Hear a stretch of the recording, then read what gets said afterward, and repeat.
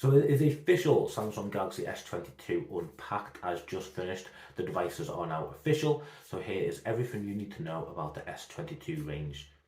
So the first device is the Samsung Galaxy S22. This is the entry level one. There's no Lite or Mini. So this is where it starts, the S22. And honestly, looking at the size of the thing, it's no wonder they have skipped the Mini name or the Lite. Because it's a good size phone. This is 6.1 inch full HD plus display, so it is 1080p, but does have an adaptive refresh rate as well, which goes from the 24 Hz to 120 Hz.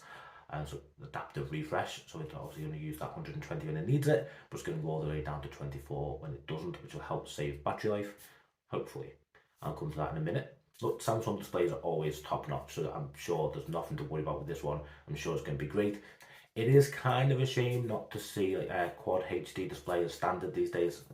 They've been around for a while now. I'm sure that technology has come cheap enough and filtered down enough to have it on every device, but the average consumer won't notice the difference, I'm sure. Flipping around to the back, the cameras are new, redesigned. It's kind of vague. They have new lenses on there. It is a redesigned, brand new 50 megapixel sensor for the wide camera. And there's a 3x optical zoom for the telephoto lens, which does go up to 30 times space zoom. Still keeping that space zoom, Brandon. Never liked it, but hey, looks like it's here to stay for the time being at least. So you're going to be able to get crisp photos near and far. The big focus this year is on nighttime videography. Now, obviously, we're seeing nighttime pictures come along leaps and bounds over the last few years.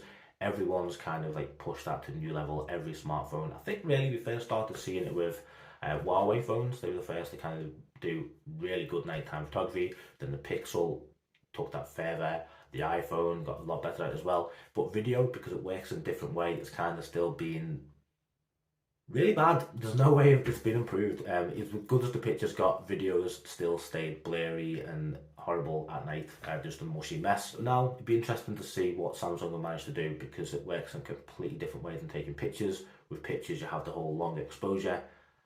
I'm going to reserve judgment until we see some like real world tests on how good the nighttime videos are. As well, a lot of people might think is a gimmick, but I think there are real world uses for it. Who hasn't taken a drunken video of a friend at nighttime? So I actually can see a use for nighttime video coming on. So hopefully this is the start of that trend and we start to see a lot better nighttime videos going forward. Now, the battery on this one isn't really flagship. It's a 3,700 milliamp hour battery, which is, by today's standard, it's not good. So hopefully that adaptive refresh rate and Samsung talking about the power of this device and how it's optimized and it's going to be better on battery life. Hopefully we really do see that, because the S22 looks like it's going to need it. It's rare these days you see anything under 4,000 milliamp hours for a flagship phone. So let's wait and see how that performs. And you're not going to get your quick top-up charge in this either, because this only comes with the 25-watt charging. I say only, and a lot of people will be disappointed with this, but don't forget, up until the last couple of years, Apple came with a 5-watt charger in the box. It was just standard 5-watt charging. They've only lately gone up to the 25 watts, because everyone else has kind of done it earlier and got up to 45, 60 watts. There's even phones now coming from like Huawei and Vivo that go up to 100-watt charging. Wow. And 25 watts is going to be fine if you charge your phone overnight, or if you're not in a rush to get that quick charge, you'll be okay.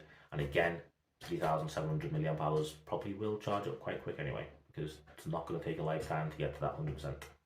Moving on to the S22 Plus. This is a bigger phone, but a lot of the things that you see here will be the same as the S22. You have got a bigger screen, so it is a 6.6 inch display on this one. But again, it is that full HD 1080p screen on there. I think people at this price range are going to be more disappointed, because you have got that bigger 6.5 inch screen. It will make a difference on this one.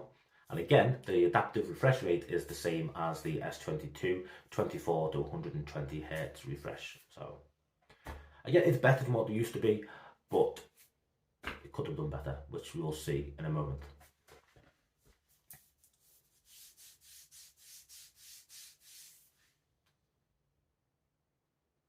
Cameras here, exactly the same. Cameras here are exactly the same. You've got the new 50 megapixel sensor, which I can't wait to see how that performs. The same focus on nighttime videography, and then you've got the 3x optical with the 30x space zoom too. 30x is going to be enough for most people. Most people won't even go that far. 3x will be great, and on the occasion you might need 5, maybe 10x. 30 is a stretch. With this being a bigger device, you do have the bigger battery, which is good news. This is 4,500 mAh. Again, we're seeing phones with 5,000 and 5,500, even 6,000 in some ROG phones now. And you have got that 45 watt charging as well, so you can get the 100% capacity in a lot faster. And the big boy, the S22 Ultra, the one that really got my juices flowing there, because this one holds a special place in my heart. Now, as someone who was devastated when they heard they were no longer making the Note, this makes me happy, because let's face it, this is a Samsung Galaxy Note in everything except name. Yes, you get the S Pen built in. Yes, you get the extra features that the S22 Plus doesn't get. The Note for me was always a highest end Samsung phone. You got the S Pen, but you also got extra features that weren't on the S22. So things like DeX came to the Note first. It always had the latest software before the S20s, before the S series. It would most years have a newer processor, it would have better battery, it would be refinements, the cameras would be better because they'd learn from the S series and bring that to the Note later on. So the Note was like I always thought it was a S series on steroids, but now they cancelled it and they brought it into this lineup. Not sure how I feel about it, but I'll talk about that one on a new video. So let's talk about it, let's let you know what you get. So it is a 6.8 inch display, it is huge. It's got that Quad HD Plus on this one, so this is the only phone to get that display. So you are getting that 1440p display, so it has got more details, crisper and better looking display than the 1080 Full HD Plus. Yeah. And then the adaptive refresh rate goes 120 Hz all the way down to 1 Hz. So this is a lot better. This is going to be a lot better on battery. It's like reading or looking at a picture, a still image on the phone is going to be a lot better on battery than the S20 Plus, because it's going to go all the way down to 1 Hz. This will be a lot better as well for the always on display on the lock screen, because that will be just 1 Hz. Most of the screen's off, it's only the text that's lit up, so that is not going to drain any battery whatsoever. So this one, the batteries on this is going to be brilliant, I'm sure. I have no question about that.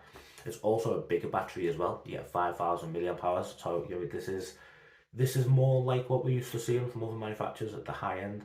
Not quite pushing the boundaries, but 5,000 is good, especially when it's got the S Pen built in. It's nice to see to put that battery somewhere. There's a lot of capacity for a little bit of space. Still has the 45 watt super fast charge on this one. Feel like they maybe could have pushed that further as well. Get all the high end specs on this, but unfortunately not. It's got some of the highest end specs on there, but not all of them. So that is it. They are the 3 phone devices that are launched this year. Obviously we've got the tablets as well, the Tab S8, S8 Plus and S8 Ultra. Trying not to get excited about that one. I've got the Tab S7 Plus at the moment. May do a video comparing them, but I definitely want to get my hands on it. Thank you for watching. If you did enjoy this video, please do give it a thumbs up, subscribe if you found it helpful, and share it with anyone who's looking at more information on these devices. Thank you.